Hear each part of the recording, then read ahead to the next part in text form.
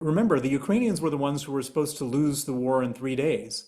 And of course, what they've shown is that they're a vicious fighting force. And the war has now been going on. We're now into our fourth year, and they've inflicted unbelievable pain and damage on the Russians who are invading their territory. I've got to kick off by asking you of your thoughts. We saw last weekend, Europe got together with a strong voice saying that Vladimir Putin has to agree to a 30-day ceasefire, otherwise severe sanctions will follow. We had a riposte from the Russian president saying that, well, actually, why don't we meet in Turkey on Thursday to discuss a peace deal? He didn't show up. It was all a bit of a damp squib. How do you feel about the week that's gone? Well, it's always been my position that Vladimir Putin has no intention of ending this war. And all of this stuff that took place this last week and various other weeks is all just him playing Donald Trump, playing the international community, playing Zelensky. He's just trying to drag it out, complicate the conversation so that he isn't the one to be seen as the recalcitrant one, when in fact he's the cause of this war, and he's the person who refuses to back down from this war. Do you think Donald Trump has lost interest in ending this war? He speaks very strongly. He always talks about the needless loss of life, but essentially he has not got into a room with Vladimir Putin. And we kind of know that if he wanted to, he could. Well, he's been talking most recently about the war would end if he and Putin were in a room. And that was, by the way, a statement to excuse Putin from not showing up to this peace negotiation. But I would caution everybody from having any confidence that Donald Trump wants to end this war, or that he has any capacity to end this war. He gave an interview yesterday with Fox News where he was again on this rant about how Zelensky doesn't have any, quote, cards, about how he really effectively saying that Zelensky should just surrender. And so I think that as much as everybody in the rest of the world is hoping that Donald Trump was going to be some kind of savior, he's not. What do you think is stopping Donald Trump from doing that? Well, I mean, that's the trillion-dollar question. We don't know why he's doing what he's doing, but we do know what he is doing. And Donald Trump has been very consistent in criticizing Zelensky. He berated, of course, Zelensky in the Oval Office in front of the whole world. He has, at various moments, cut off military aid to Ukraine now, and at other moments. He's voted with Russia at the UN to stop a resolution condemning Putin's invasion. I mean, he's gone on and on like this, and nobody knows why he's doing it. But he is doing it. And for us to sort of live in this fantasy world to say that at some moment Trump is going to be tough on Putin, I think that that's a delusion. And I do understand the European and of course, Keir Starmer's, European heads of state and Keir Starmer's position, which is it would be really great and nice if everybody was unified on Russia, because Europe and the UK don't want to have to pick up the tab that Donald Trump would be leaving if he decided to disengage from this process. And so you see this kind of almost desperate attempt to keep a facade of unity, but there isn't any unity here. And eventually this is going to be a problem that Europe and the UK is going to have to deal with on our own. And when we do, then we can probably be more forceful and deliberate while we're not doing this dance with Donald Trump.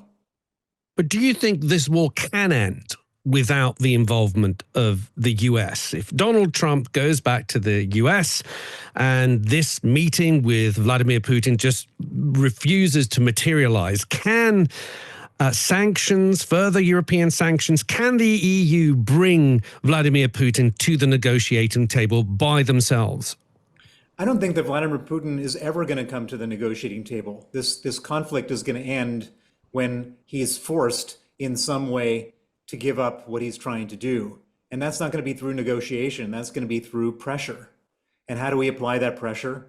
We apply it with proper weapons to the Ukrainians so they can inflict real harm on the Russian military. And it's going to come from devastating economic sanctions. the sanctions on the oil industry in particular, where Putin continues to make a lot of money.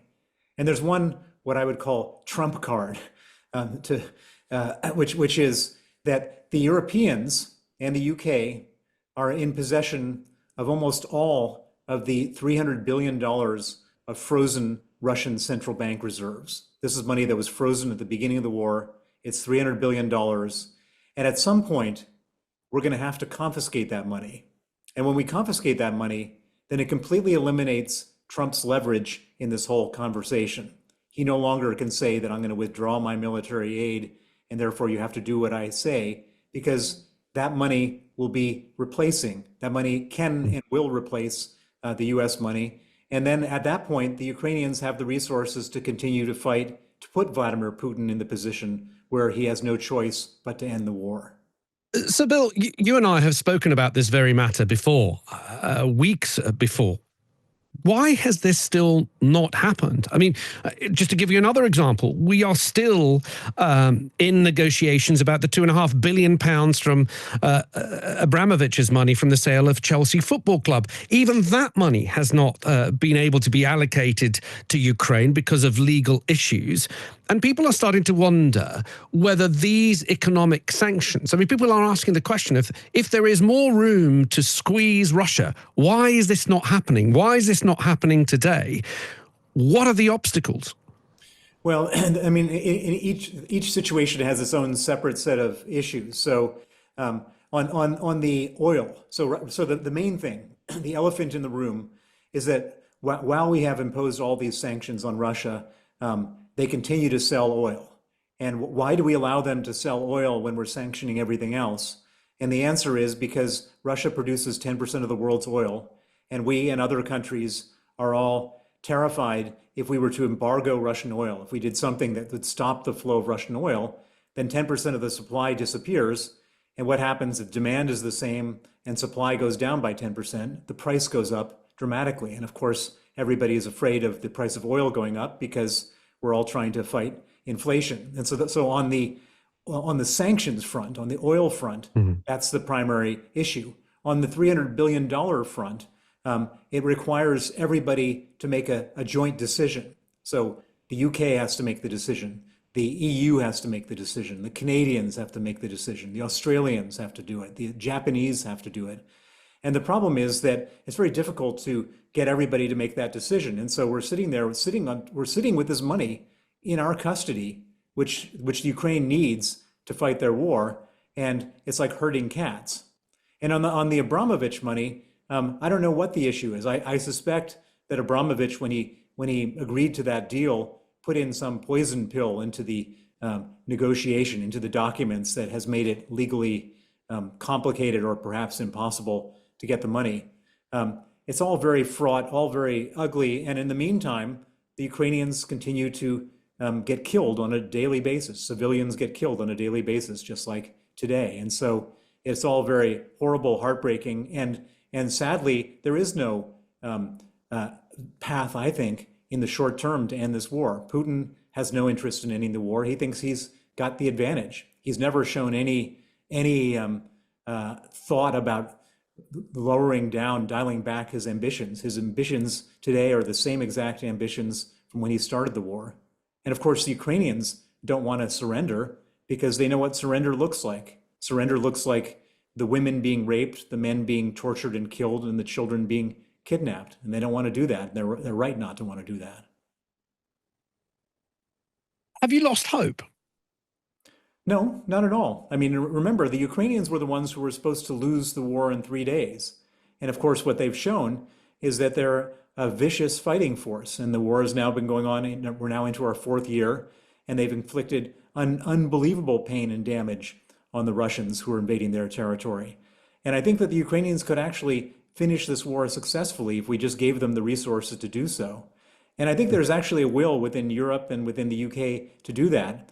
But we're in this complicated situation where we're trying to keep this unified face with the United States, and where Donald Trump has sided with Putin. And that makes the whole story much more complicated.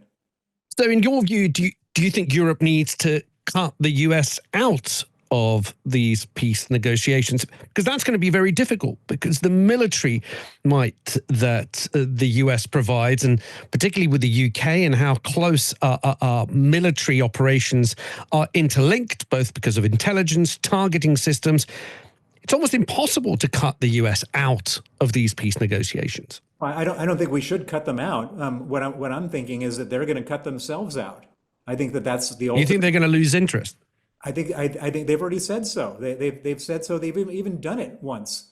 You remember after that terrible Oval Yeah. Office meeting, the next day military aid stopped, intelligence sharing stopped, and then it only started up because there were people inside the Trump administration who understood how devastating that would be. But I think that if you don't have to be a mind reader, all you have to do is watch what Donald Trump says. His position is clear on this. He's siding with Putin. He's not for Ukraine. He's for Russia. And so we're going to have to prepare ourselves for this ugly eventuality that the Americans are not going to support Ukraine, because I think that that's ultimately what's going to happen. And when that happens, we have to then be prepared to step into the void. And the way we can step into that void without bankrupting ourselves is by letting Putin pay for it, because we have custody of this $300 billion of money. Just a final question. Do you think in a world where Donald Trump really does want to end the war and he sits down face to face with Putin, we've been hearing from the Trump administration and from Donald Trump himself that this war doesn't end until he sits down face to face with Putin. And let's say that does happen. Can Donald Trump bring an end to this war? Has he got the leverage over Vladimir Putin to make him stop the war? He absolutely does. He's the most powerful man in the free world. The United States has the most powerful military, and the United States is an economic superpower. He could, if he wanted to, triple the supply of weapons to Ukraine and give them all sorts of offensive weapons to hit Russian military targets inside of Russia. And he could, using the power of the US dollar and the powers of the US Treasury, he could embargo Russian oil. And he could also lean on the Saudis then to increase the supply of oil so that the price doesn't go up. He could do all those three things if he wanted to, but we've seen no indication whatsoever that he has the interest and willingness and desire to do that.